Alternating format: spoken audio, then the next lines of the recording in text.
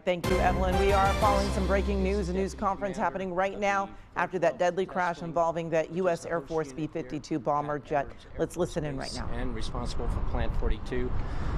Company Colonel Hayes today is our command Chief Master Sergeant, Chief Josh Skarlokin as well. He's got a brief statement and will then entertain questions. I ask, please, when you ask questions, please identify who you are with. That would be appreciated. I'll tell you all up front, and you probably have a sense, there's not a whole lot of information that we can provide, but Colonel Hayes will take some questions and answers afterwards to help you out as much as we can. Thank you very much. Colonel Hayes. Thank you, Mike, and thank you all for coming. Today, Edwards Air Force Base experienced a horrible tragedy, and we lost 8 great Americans. This crash is deemed to be unsurvivable, and right now, our thoughts and prayers are with the families of those that lost their loved ones. We're sending teams out to notify the next of kin right now as we speak, and those next of kin notifications will take place over the coming hours and remainder of the day. It was a B-52 that was on initial takeoff, supporting the radar modernization program, which is it was a local test sortie. It took off and immediately after takeoff crashed and burst into flames.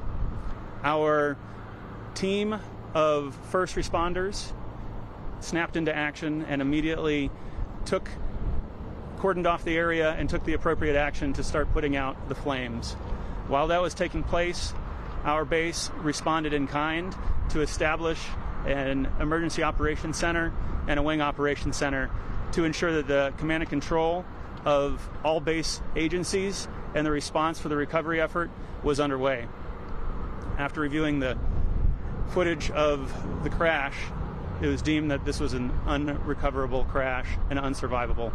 At that point, we went into the notification process, and as I said before, that's taking place right now. I want to reiterate that our thoughts and prayers go out to the family members.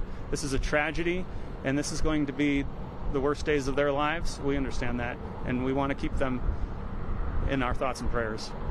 At this point, we don't have any indication as to what the cause was of this. We won't be able to release that information, and we don't have an ability to get that anytime soon.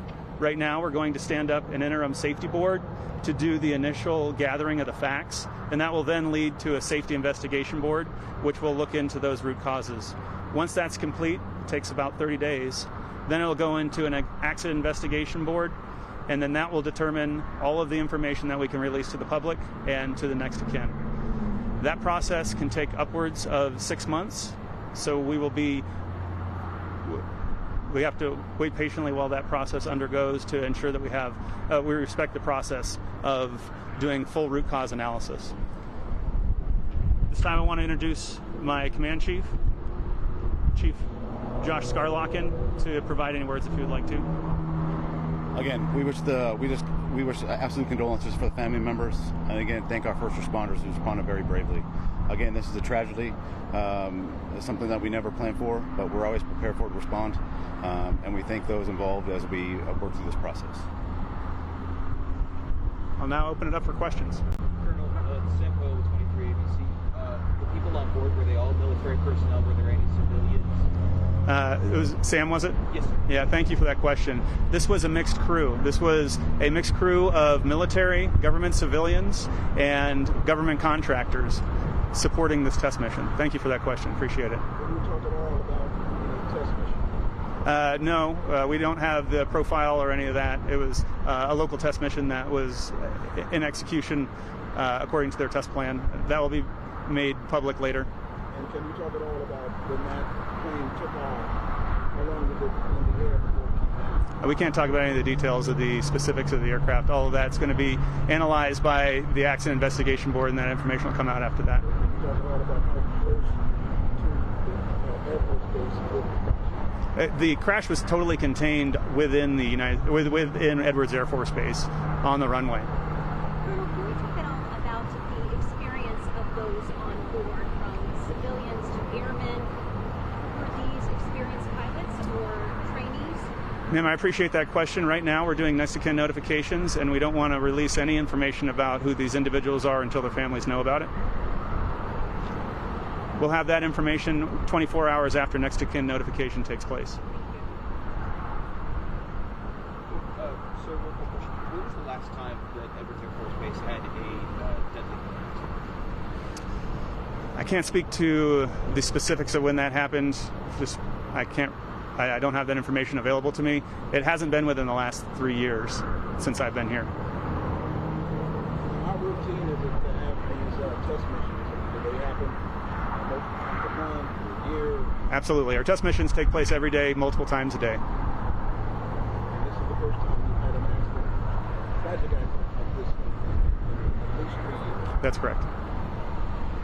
Colonel, can you tell us what the scene on the ground is like right now? Is this a recovery mission?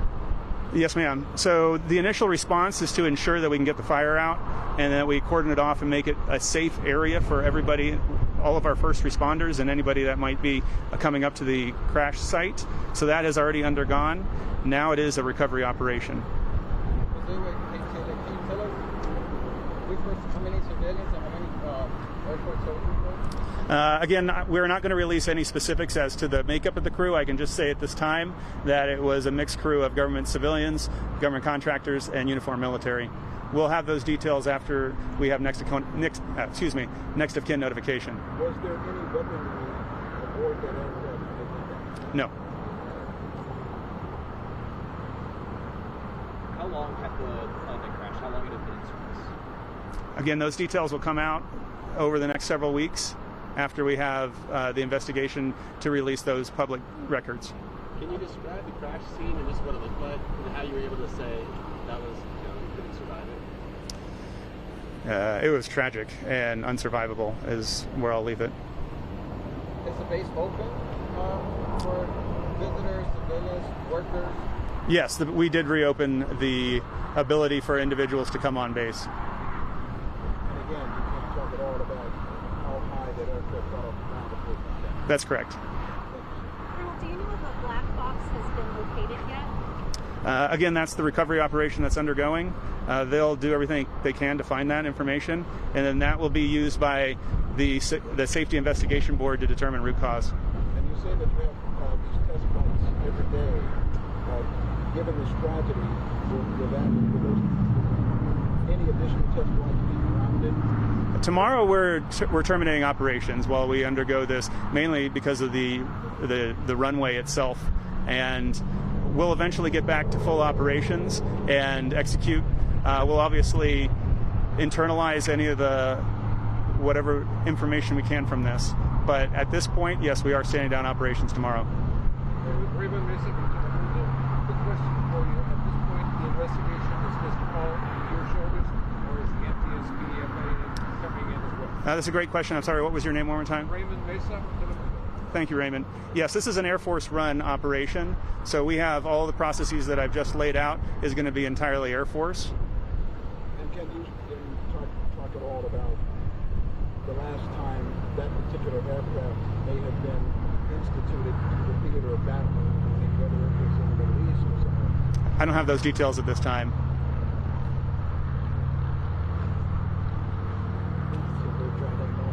Okay. Ladies and gentlemen, again, thank you for coming out here today, and we appreciate the sympathy that you're all expressing and helping us express to our internal and external communities. To your right is a group of public affairs people. They honestly will not be able to provide much more, if anything, than Colonel Hayes and Chief Skarlokin have today. But if you would like to follow up with them, they're available to you. Thank you very much.